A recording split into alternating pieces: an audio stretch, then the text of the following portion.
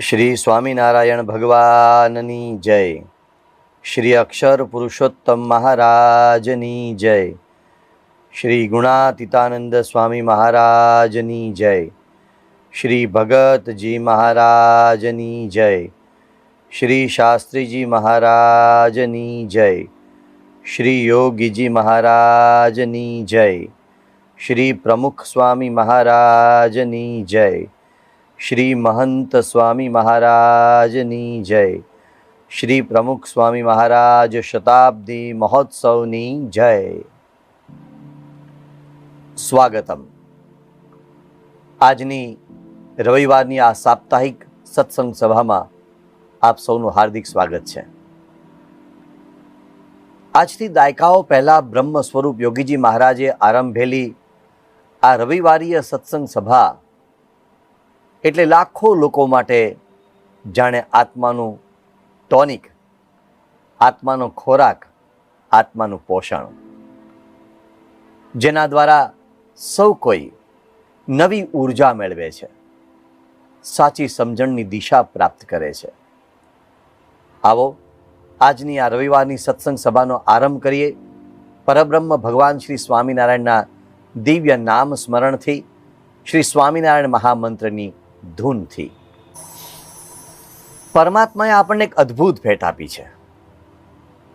એ છે આપણું જીવન, જેનો હેતુ છે શાશ્વત સુખ, શાશ્વત શાંતિ અને શાશ્વત આનંદ, જેને આપણે આપણી આધ્યાત્મિક પરિભાષામાં કલ્યાણ કહીએ છીએ, મોક્ષ કહીએ છીએ, મુક્તિ કહીએ છીએ. પરબ્રહ્મ ભગવાન શ્રી સ્વામિનારાયણ તો ત્યાં સુધી કહે છે, જે વ્યક્તિ તેનું જતન કરે, આ હેતુનું જતન કરે, આ હેતુ પ્રાપ્ત થાય તેવો પ્રયાસ કરે, તે જ સાચા અર્થમાં બુદ્ધિશાળી છે. આવો આજે આ રવિવારની સત્સંગ સભામાં એ દિશામાં આપણે કંઈક સાચી સમજણ પ્રાપ્ત કરીએ. આજની રવિવારની સત્સંગ સભામાં પૂજ્ય આનંદ સ્વરૂપદાસ સ્વામી આપણને પુરુષોત્તમ માસ, અધિક માસ નિમિત્તે પારાયણનો લાભ આપશે, જેનો વિષય છે કલ્યાણનું જતન, બુદ્ધિવાળાનું વચનામૃત. શ્રી સ્વામિનારાયણ ભગવાનની જય. અક્ષર પુરુષોત્તમ મહારાજની જય. ગુણાતીતાનંદ સ્વામી મહારાજની જય. ભગતજી મહારાજની જય. શાસ્ત્રીજી મહારાજની જય. યોગીજી મહારાજની જય. પ્રમુખ સ્વામી મહારાજની જય. મહંત સ્વામી મહારાજની જય. પ્રમુખ સ્વામી મહારાજ શતાબ્દી મહોત્સવની જય.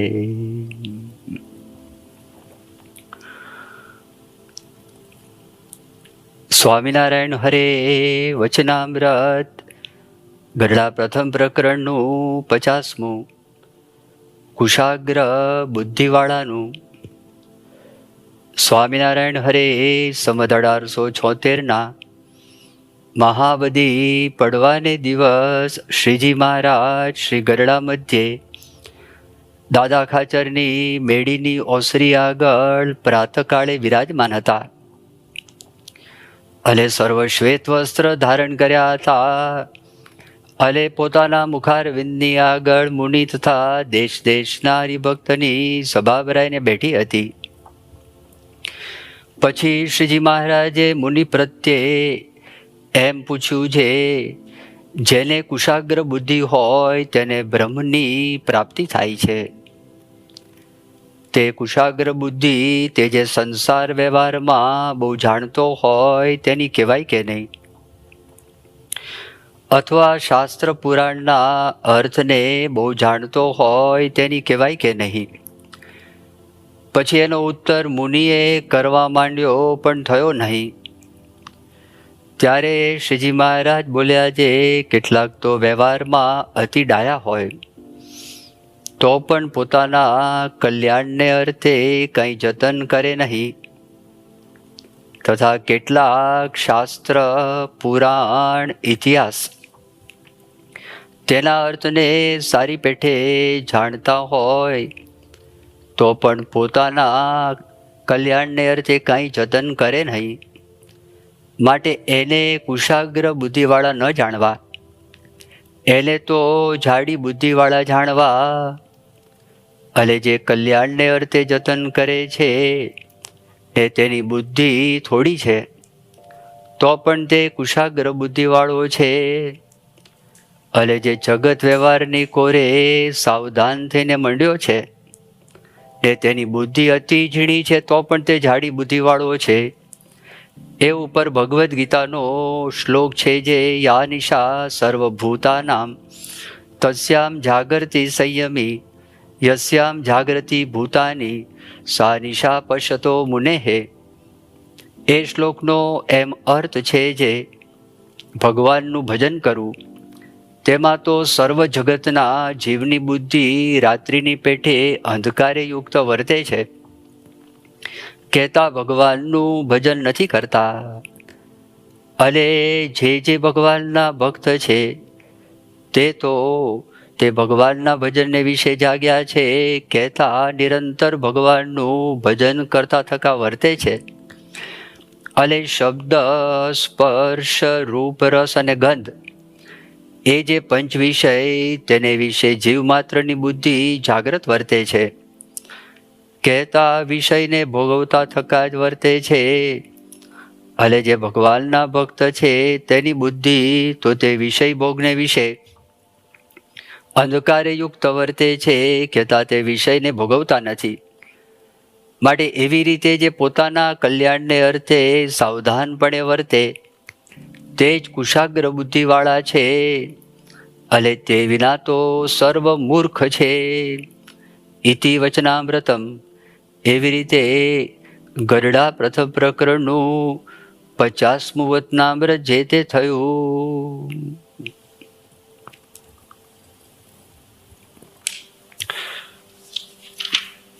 ભગવાન સ્વામિનારાયણ આ એમના ઉપદેશની અંદર કુશાગ્ર બુદ્ધિવાળું કોને કહેવાય એની આપણને વાત સમજાવે છે. ભગવાન સ્વામિનારાયણ પોતે જ પ્રશ્ન પૂછે છે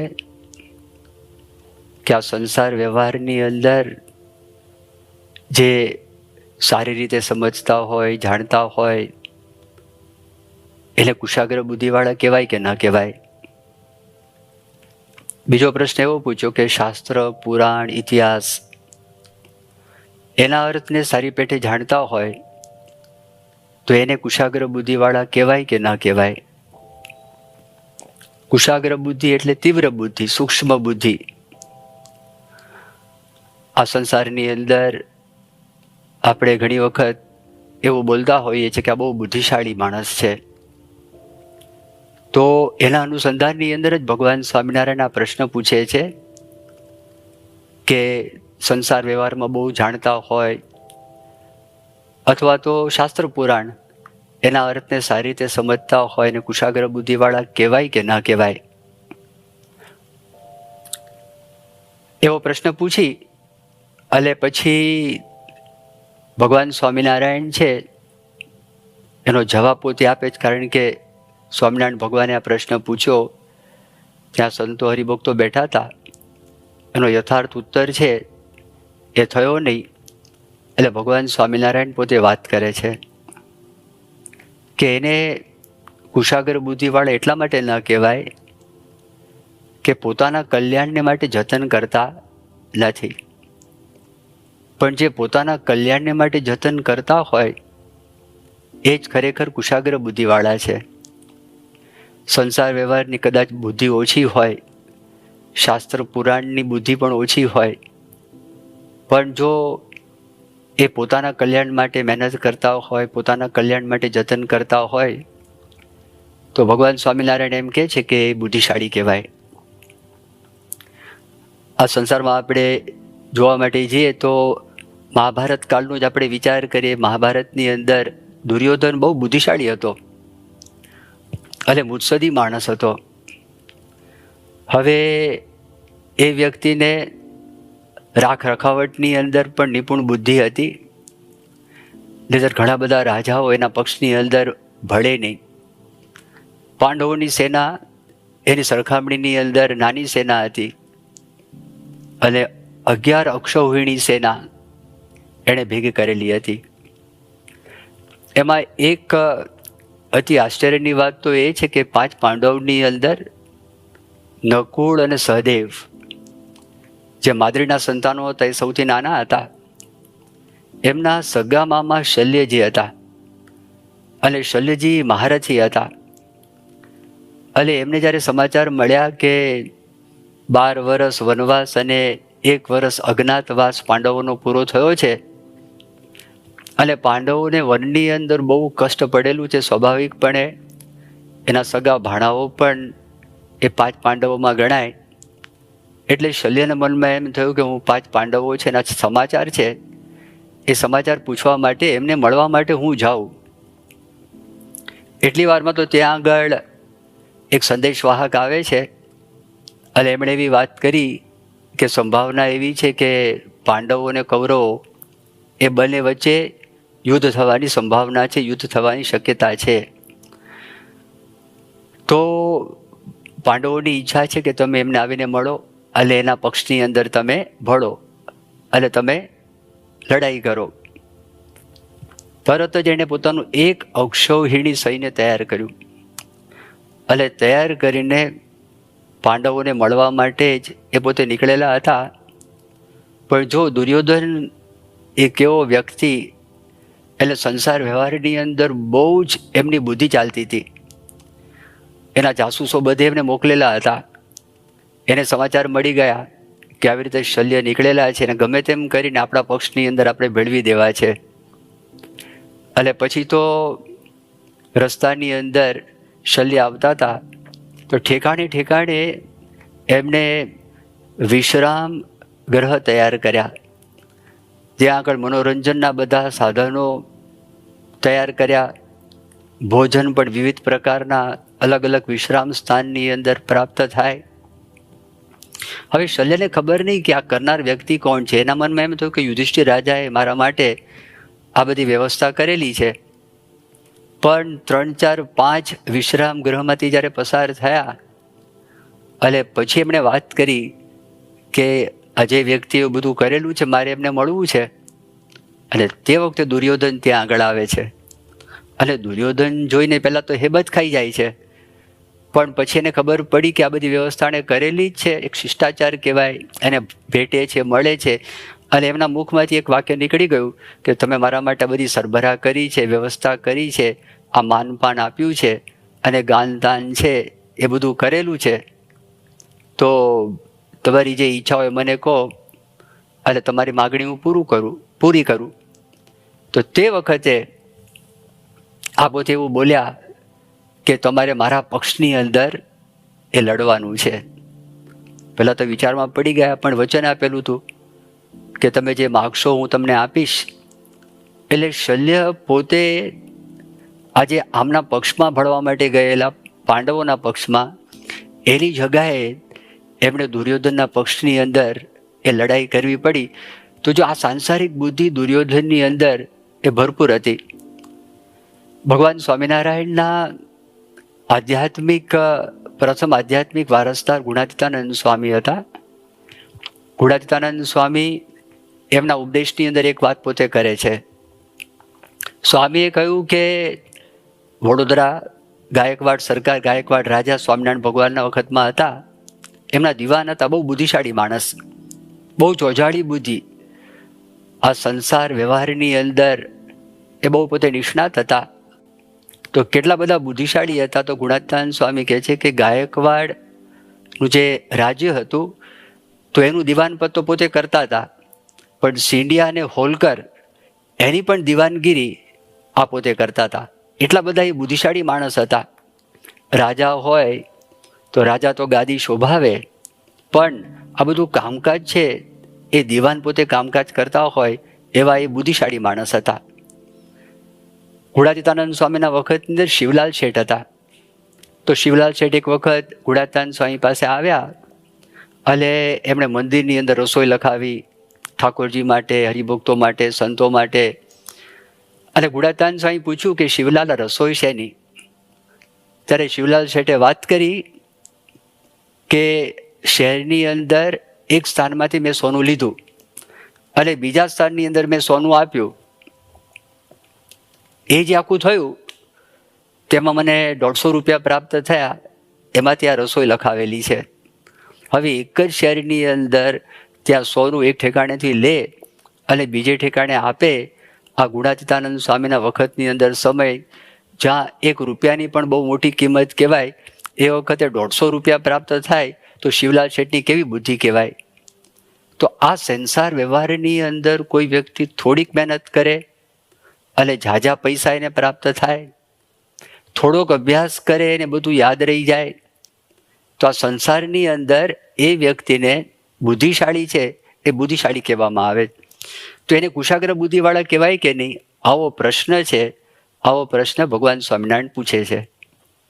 બીજો પ્રશ્ન એ પૂછ્યો કે શાસ્ત્ર પુરાણના અર્થને સારી રીતે સમજતા હોય તો એને બુદ્ધિશાળી કહેવાય કે ન કહેવાય? શાસ્ત્ર, પુરાણ, ઇતિહાસની અંદર મહાભારત, રામાયણ આવે, એના અર્થને બહુ સારી રીતે સમજતા હોય. શાસ્ત્રની અંદર ષટશાસ્ત્ર છે, સાંખ્ય, યોગ, ન્યાય, વૈશેષિક અને પૂર્વ મીમાંસા અને વેદાંત. આ 6 શાસ્ત્ર કહેવાય. તો એના બધા અર્થને બહુ સારી રીતે જાણતા હોય, સારી રીતે સમજતા હોય. અને પુરાણ 18 પુરાણો છે. હવે આ કયો જમાનો? તો જે જમાનામાં ભગવાન સ્વામિનારાયણ પોતે વાત કરે છે તો તે વખતે કોઈ છાપખાના નહોતા. આ પુસ્તકો મળવા પણ બહુ દુર્લભ હતા. આ પુસ્તકને વાંચનારાની સંખ્યા પણ બહુ જ ઓછી હતી અને આ બધા શાસ્ત્રોને સમજનારા માણસો પણ બહુ ઓછા હતા. હવે એની અંદર કોઈક પ્રવેશ કરે, એ વાંચન કરે, એવા ગુરુકુળોની અંદર જાય અને પોતે નિષ્ણાત થાય તો એ બહુ બુદ્ધિશાળી કહેવાય. અને આ બધા દાખલા તરીકે મહાભારતનો આપણે વિચાર કરીએ તો મહાભારતની અંદર યક્ષ એ યુધિષ્ઠિર રાજાને બધા પ્રશ્ન પૂછે છે. તો ઇતિહાસની અંદર વ્યવસ્થિતપણે જાણકાર હોય તો એને પણ ખબર પડે કે યક્ષે કેવા પ્રકારના પ્રશ્ન પૂછ્યા હતા અને રાજા યુધિષ્ઠિરે કેવા જવાબ આપેલા, એ પણ એને ખ્યાલ આવે. તો એમાં ઘણા બધા પ્રશ્નો પૂછ્યા. દાખલા તરીકે રાજા યુધિષ્ઠિરને એક પ્રશ્ન યક્ષે એવો પૂછ્યો કે આપણે આપણા જીવનની અંદર કઈ વસ્તુનો ત્યાગ કરીએ કે ત્યાગ કરવાથી આપણા જીવનમાં ક્યારે પણ પસ્તાવો ન થાય. અને જવાબ યુધિષ્ઠિર રાજાએ આપ્યો કે ક્રોધ. એનો ત્યાગ કરે તો જીવનમાં કોઈ દિવસ આપણને પસ્તાવાનો વારો નહીં આવે. બીજો એક પ્રશ્ન એવો પૂછ્યો કે આપણે કઈ વસ્તુનો ત્યાગ કરીએ તો લોકો આપણને ચાહે અને આપણે લોકોને ગમીએ. અને જવાબ મળ્યો કે અભિમાનનો જો ત્યાગ કરીએ તો પછી લોકો આપણને ચાહે. આ એને જવાબ આપ્યો. એમને પ્રશ્ન પૂછ્યો કે મોટા મોટો ધર્મ કયો? તો જવાબ મળ્યો અહિંસા છે એ પરમ ધર્મ છે. પ્રશ્ન પૂછાયો કે સૌથી મોટું આશ્ચર્ય કયું? એટલે જવાબમાં કહે છે કે અહનિ અહનિ ભૂતાની ગચ્છન્તિ યમાલયમ શેષાહ સ્થાવરત્વમ ઇચ્છન્તિ કિમુ આશ્ચર્ય યતઃ પરમ. એવું કહેવા માગે છે કે રોજ હજારો માણસો મરે છે, પણ જે બચેલા છે તો એ લોકો મનમાં એવી ઈચ્છા કરે છે અમે અમર થઈ જઈએ. તો સંસારમાં મોટું આશ્ચર્ય આ છે. પ્રશ્ન એવો પૂછાયો કે પંથ કયો, રસ્તો કયો? અને જવાબ મળે છે મહાજનો એને ગત સપંથા. મોટા પુરુષો જે માર્ગે ચાલેલા છે તો એ જ માર્ગ ઉપર આપણે જો ચાલ્યા જઈએ તો આપણને વાંધો ના આવે. તો આ ઇતિહાસની અંદર કોઈ વ્યવસ્થિતપણે અભ્યાસ કર્યો હોય તો આ બધા પ્રશ્નો છે, પ્રશ્નોનો જવાબ આપી શકે.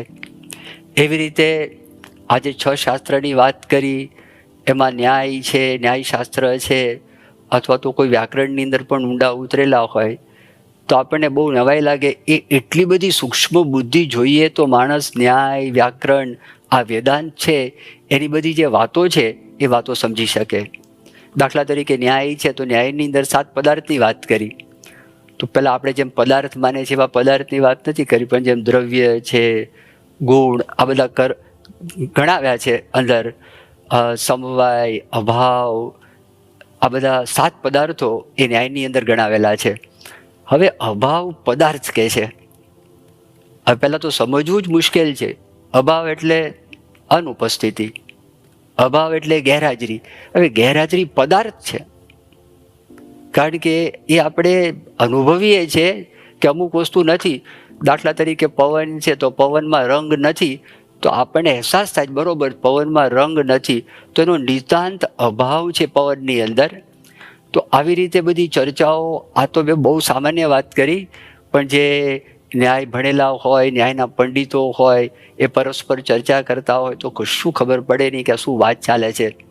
પણ બહુ તીવ્ર બુદ્ધિ હોય, બહુ સૂક્ષ્મ બુદ્ધિ હોય તો પછી એને સમજાય, બાકી એ સિવાય સમજાય નહીં.